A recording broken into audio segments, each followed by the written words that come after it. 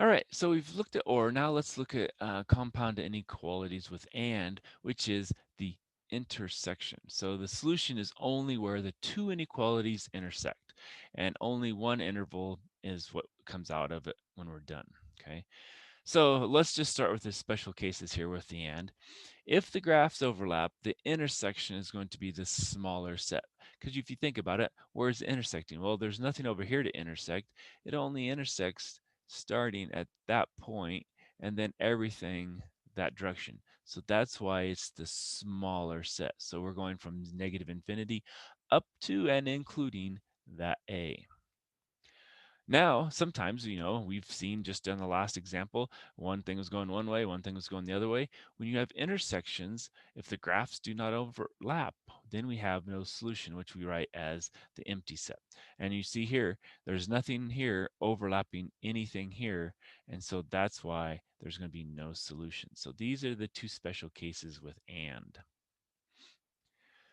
All right, so let's solve these inequalities, graph them, and then give our answer in interval notation. So what are we going to do? Well, we're going to subtract 10.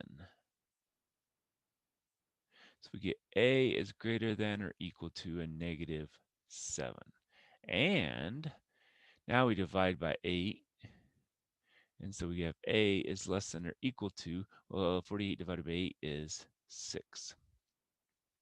All right, so again, this is why I say it's best to go ahead and graph them, because looking at that, I wouldn't be able to tell where the actual intersections were. So we have our negative 7, we have our 6.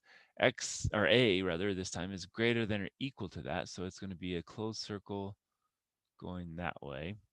But it's less than or equal to 6, so we have a closed circle going that way. Okay. Now we want the intersection. So let's maybe make that a different color, maybe make it orange here. And so we're going from here to here, and everything in between actually is going to be in the intersection because we had the closed circles on both sides. So our answer is going to be negative 7 to 6. Okay, so that's the key. If this had been an open circle, then we wouldn't have a bracket here because we couldn't say it's in, this one or that one. It has to be in this one and it has to be in that one. Okay. All right. What about this one? Well, here we need to get that 6 to the other side because we want V by itself. So we'll add 6. So V is greater than or equal to 6. And now we're going to divide by 2. V is going to be greater than 2. All right. So again, suggest graphing to make things so you know for sure you have things lined up. V is greater than or equal to 6. So we're going to have a closed circle that way. And here we have V is greater than 2. So we have an open circle going that way. Now this is one of those special cases. When we have two of them, the intersection is going to be the smaller one. Well, that means that if we go ahead and look where that is,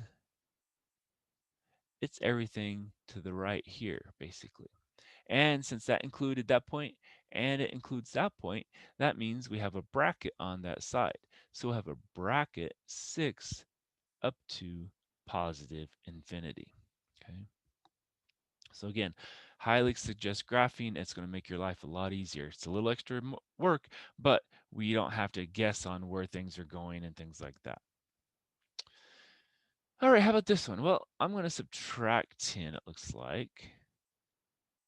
So now I have a negative 5b is less than or equal to 30 minus 10 is 20. Now I'm going to divide by negative 5, ding, ding, ding, ding again. And so I need to make that now greater than or equal to. And that's going to be a b. And 20 divided by 5 is 4, and it's going to be a negative. Now here I'm going to subtract 2. And I'll have 7b is less than or equal to a negative 42. Now I'll divide by 7. And so b is less than or equal to, now this is going to be a negative, and it's going to be a 6. So let's go ahead and draw this one out. So here's a negative 4. Here's a negative 6. So we're going to have greater than or equal to negative 4. but less than or equal to a negative 6.